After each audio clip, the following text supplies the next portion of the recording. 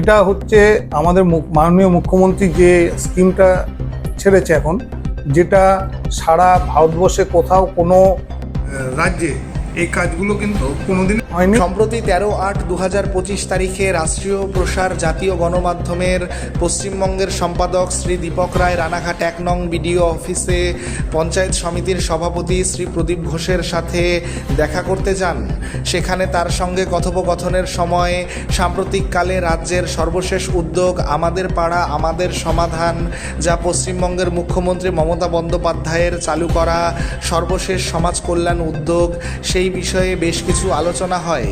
এ বিষয়ে শ্রী প্রদীপ ঘোষ রাষ্ট্রীয় প্রসার বাংলার প্রতিনিধিদের বলেন যে এই প্রকল্পটি একটি সরকারি প্রচারমূলক কর্মসূচি, যেখানে সরকারি কর্মীরা স্থানীয় অভিযোগগুলি সমাধানের জন্য প্রতিটি পাড়া এবং গ্রামে পরিদর্শন করে। অবকাঠামো, স্বাস্থ্য, শিক্ষা এবং সমাজ কল্যাণ সকল ক্ষেত্রেই এটি প্রশাসনকে জনগণের দোরগোড়ায় নিয়ে আসে। শ্রী প্রদীপ ঘোষ রাষ্ট্রীয় প্রসার বাংলার প্রতিনিধিদের বলেন যে এই প্রকল্পটি একটি সরাসরি প্রচারমূলক কর্মসূচি, যেখানে সরকারি দলগুলি স্থানীয় অভিযোগগুলি সমাধানের জন্য প্রতিটি পাড়া এবং গ্রামে পরিদর্শন করে। তা সে অবকাঠামো, স্বাস্থ্য, শিক্ষা অথবা সমাজ কল্যাণ যাই হোক না কেন, এটি প্রশাসনকে জনগণের দোরগোড়ায় নিয়ে আসে। আমাদের পাড়া আমাদের সমাধানকে একটি জনপ্রশাসন মডেল হিসেবে প্রশংসিত করা হচ্ছে, যার লক্ষ্য নাগরিক এবং রাষ্ট্রযন্ত্রের মধ্যে ব্যবধান কমানো। আরও কি বললেন প্রদীপবাবু, চলুন বিস্তারিত জেনে নেওয়া যাক। নমস্কার, জয় হিন্দ। আমরা আজকে চলে এসেছি রানাঘাট 1 নম্বর ব্লকের ব্লক ডেভেলপমেন্ট অফিসে। আমাদের সাথে আছেন পঞ্চায়েত সমিতির সভাপতি মাননীয় প্রদীপ ঘোষ মহাশয়। ওনার কাছে আমরা যে আমাদের পাড়া আমাদের সমাধান প্রকল্পের নিয়ে কয়েকটা প্রশ্ন জিজ্ঞাসা করব। এই প্রকল্পটার মূল উদ্দেশ্য কি, এর মেন মোটো কি? দেখুন, এটা হচ্ছে আমাদের মাননীয় মুখ্যমন্ত্রী যে স্কিমটা ছেড়েছে এখন, যেটা সারা ভারতবর্ষে কোথাও কোনো রাজ্যে এই কাজগুলো কিন্তু কোনোদিন হয়নি। মুখ্যমন্ত্রী যে বুথ পিছু 10 লাখ টাকা করে দেবেন, সেই 10 লাখ টাকার বিনিময়ে, কারণ হচ্ছে প্রতিটা বুথে সাধারণভাবে সব কিছু কাজ হয় না। আমাদের যে আমরা তো প্রধান বলুন, আমরা যে পদে বসে আছি, তারা কিন্তু আমরা ছোটো ছোটো কোনো কাজ করি না, মানে করা হয় না। মানুষ যার জন্য আমাদের কাছে দিদি এটা জানতে পেরেছে সব কিছু সকলের মাধ্যম দিয়ে এই কাজটা যাতে সাধারণ পাবলিকরা সুষ্ঠুভাবে যাতে তাদের বাড়ির রাস্তা কিংবা কোনো একটা জলের প্রকল্প, স্কুলে প্রাইমারি স্কুলের রং করা কিংবা হচ্ছে কোনো এই স্কুলের ছাদে জল পড়ছে, সেসবগুলো যাতে সঠিকভাবে হয়, সেই কারণে মুখ্যমন্ত্রী এই ঘোষণাটা করেছেন। কারণ হচ্ছে এই ঘোষণাটা করার পরে সাধারণ মানুষ, গ্রামের মানুষরা, তারা কিন্তু সকলে এসে তাদের কি কাজের দরকার, তারা কিন্তু এসে ওই বুথে এসে তিনটে বুথ নিয়ে যে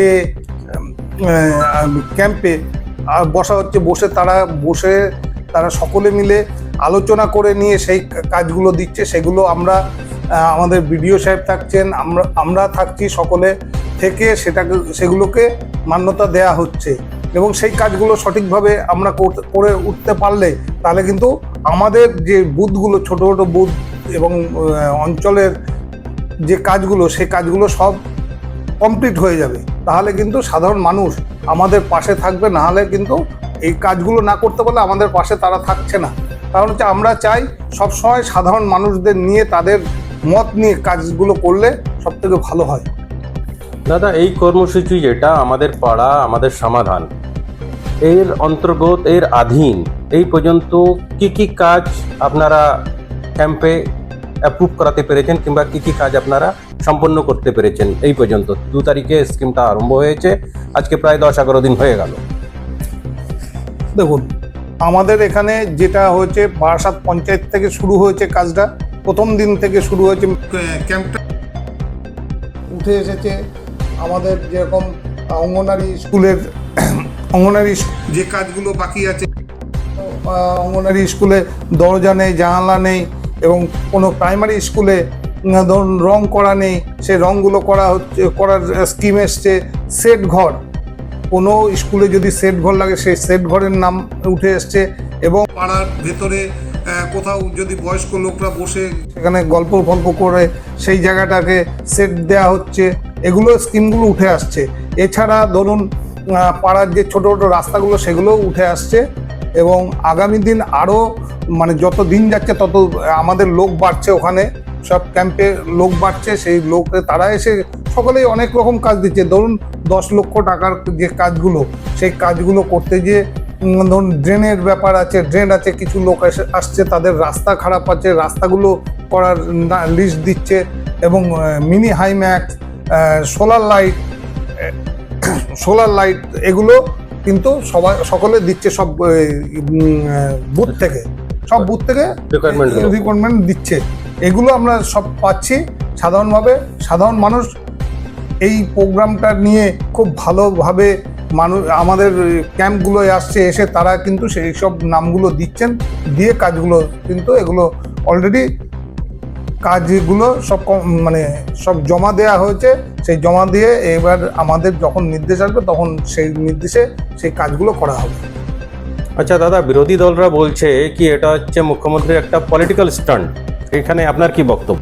এখানে মাননীয় মুখ্যমন্ত্রী যে স্কিমটা দিয়েছে, সেই স্কিমে সব রকম কাজ, সব দলের, কেউ বিজেপি, কেউ সিপিএম, কেউ কংগ্রেস, তারা সকলেই আসছে এই বুথে। আর বুথে আসার পরে সেখানে আলোচনা করে তারাও কিন্তু না স্কিমে নাম দিচ্ছে, তাদেরটাও আমরা কিন্তু নিয়ে নিচ্ছি, কোনো অসুবিধা হচ্ছে না কোনো রকম। আমাদের মাননীয় মুখ্যমন্ত্রী যেটা বলে সেটা কিন্তু সঠিকভাবে করে দেন। কারণ হচ্ছে 21 সালের যে লক্ষ্মীর ভাণ্ডার, ভোটের আগে বলেছিলেন আমি ভোটের পরে লক্ষ্মীর ভাণ্ডার দেবো, কিন্তু ভোট শেষ হয়ে যাওয়ার সঙ্গে সঙ্গে কিন্তু মুখ্যমন্ত্রী লক্ষ্মীর ভাণ্ডার চালু করেছিলেন। সাধারণ মানুষের বিরোধীরা যেভাবে অপপ্রচার করে, সেই অপপ্রচারের বিরুদ্ধে আমরা সব সময় পাশে আছি মুখ্যমন্ত্রীর। আজকে মুখ্যমন্ত্রী আছেন বলে আজকে আমাদের রাজ্যে এইভাবে যে যতগুলো স্কিম চলে, মানে মুখ্যমন্ত্রী যে স্কিমগুলো তৈরি করেছেন এবং পাঠিয়েছেন, সব সাধারণ মানুষরা যেভাবে পাচ্ছেন, স্বাস্থ্যসাথী কার্ড থেকে শুরু করে লক্ষ্মীর ভাণ্ডার, বার্ধক্য ভাতা, হ্যান্ডিক্যাপ ভাতা, এসসি ভাতা, যত কিছু, কন্যাশ্রী, রূপশ্রী, সকল কিছু কিন্তু মাননীয় মুখ্যমন্ত্রী এগুলো দিচ্ছে। এবং সাধারণ মানুষ সবাই কোনো রকম কোনো নেই, কেউ আমরা যে আমাদের কোনো সই করতে হয় না, কোনো কিছু, কোনো পঞ্চায়েতকে সই করতে হয় না, কাউকে না, সাধারণ মানুষ এসে ব্লকে আসছে, এসে তাদেরটা যে যদি কন্যাশ্রী নিতে আসে স্কুল থেকে সব ফিল আপ করে আমাদের ব্লকে আসে, ব্লক থেকে সেগুলো জেলায় পাঠায়, জেলার থেকে সেগুলো স্যাংশন হয়ে আসে। রূপশ্রীর ক্ষেত্রে প্রতিটা অঞ্চল থেকে তারা আসেন, এসে আমাদের 10টা অঞ্চল, সেই 10টা অঞ্চল থেকে লোক আসেন, তারা গরিব মানুষ যারা, তাদের মেয়েরা বিয়ে হবে 18 বছর হয়ে যাওয়ার পর, 18 বছরের পরেই তাদের বিয়ে হয়, তখন কিন্তু মাননীয় মুখ্যমন্ত্রী 25,000 টাকা করে প্রত্যেকটা মেয়েদের সেটা কিন্তু দিচ্ছে। ধন্যবাদ প্রদীপ দা, আপনার মূল্যবান সময় দেওয়ার জন্য। ক্যামেরাম্যান কল্যাণের সাথে দীপক রায়, রানাঘাট 1 নম্বর, নদিয়ার থেকে।